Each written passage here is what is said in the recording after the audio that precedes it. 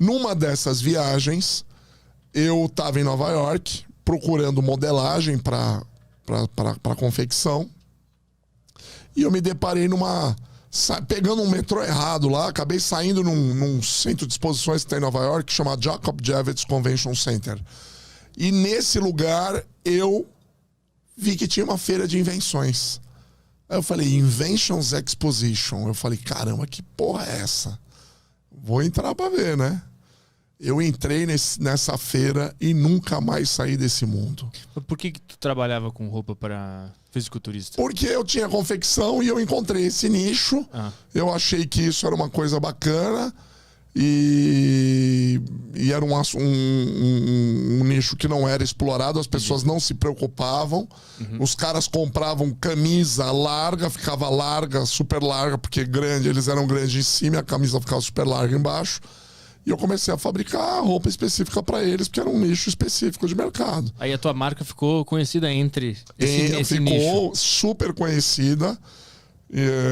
Inclusive, eu fui até convidado para ser, na época, presidente da Federação Paulista de Culturismo, de tanto que eu patrocinava os fisiculturistas no Brasil, né? Legal.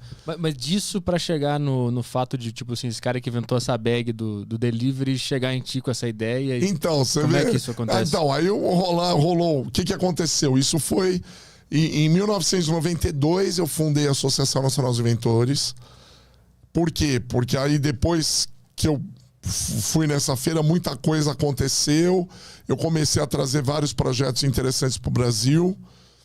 Aí eu montei uma empresa de marcas e patentes, que não era a Associação Nacional dos Inventores ainda. E aí eu fui... Isso eu não contei em podcast nenhum, que eu vou contar aqui para você agora. Eu fui para Brasília. Eu liguei para o gabinete de um ministro de Ciência e Tecnologia na época. Eu pedi uma audiência com ele, porque eu queria ajudar os inventores. E eu queria saber se o Ministério da Ciência e Tecnologia podia ajudar os inventores. Tinha interesse. Aí eu marquei uma audiência com o ministro. Aí quando eu cheguei na sala dele, ele olhou pra minha cara e falou assim, quem te mandou aqui? Eu falei, ninguém. Você participa de alguma associação? Alguma entidade? Eu falei, não. Tem algum político que você conhece que indicou pra você vir aqui? Eu falei, não. Ele falou, então eu não posso te atender. Porque você tem uma empresa privada e eu não posso te atender. E realmente ele tá certo. Pelos princípios das leis, né, governamentais, a empresa pública não pode fazer negócio, não pode assessorar, não pode conversar com a empresa privada. Conversa com associações, com entidades, etc. E eu saí chateado. Um jornalista me acompanhou nessa entrevista, nessa reunião, e a gente saiu chateado de lá. Aí esse ministro falou para mim, por que você não funda uma associação? Mas o teu objetivo era ter ajudar os inventores brasileiros. Financiamento.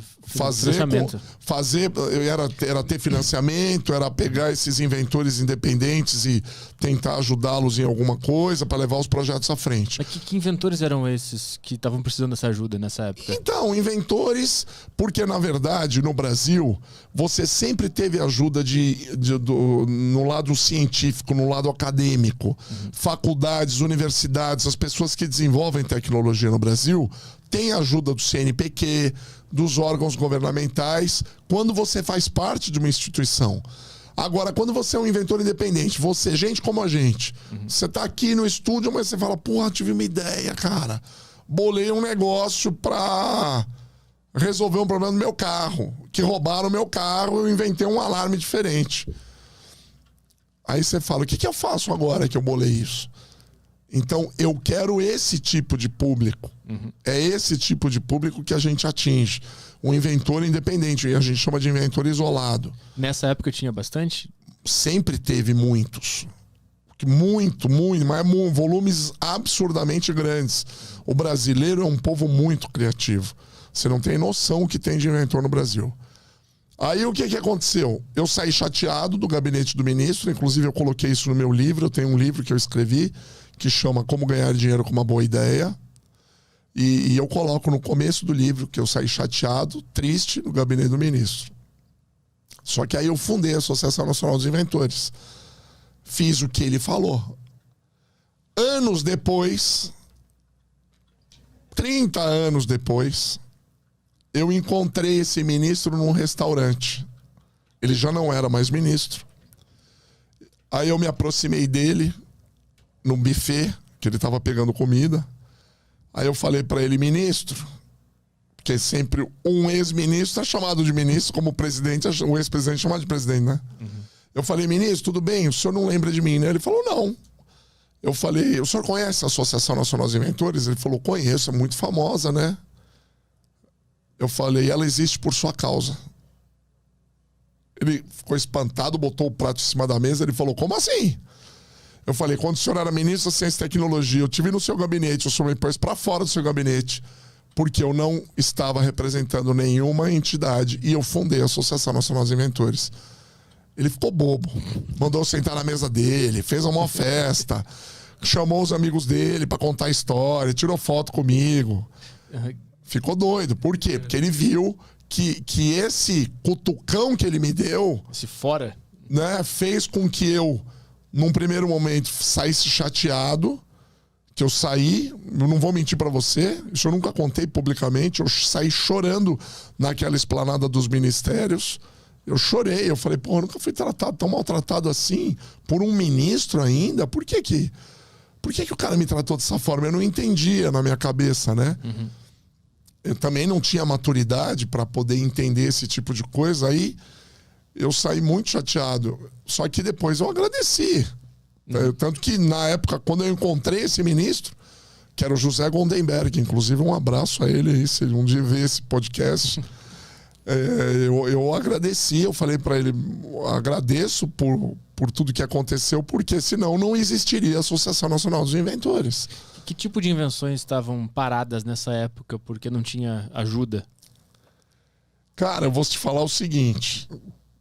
Sempre, eu vou te falar, o único cara que ajudava os inventores há muitos anos atrás, na época do teu avô, chamava Jânio Quadros. Ele adorava, você sabe quem é o Jânio Quadros, já ouviu falar? Claro. Ele foi presidente, inclusive, no Brasil. Ele, quando foi governador, ele toda segunda-feira, ele abria o gabinete dele, fazia fila na porta para ele atender os inventores. Ele adorava ver as invenções. Isso pouca gente sabe. Cara, interessante. Eu recebi uma vez um senhor de uns 85 anos que participou dessa época. Ele me trouxe, inclusive, um livrinho de uma associação muito antiga de inventores que tinha na época, e onde tinha a foto do Jânio Quadros atendendo os inventores, a homenagem que o Jânio Quadros fazia aos inventores brasileiros. Uhum. Então era um dos poucos políticos brasileiros que adorava atender os inventores.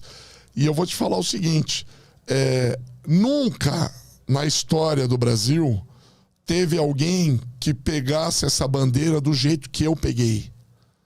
Né, de ajudar os inventores, de pegar os projetos, de levar os projetos à frente, de assessorar os inventores, de ajudar a fazer as patentes, de pegar esses projetos, levar para as indústrias, fazer a ponte entre o inventor e a indústria, entre o inventor e o investidor.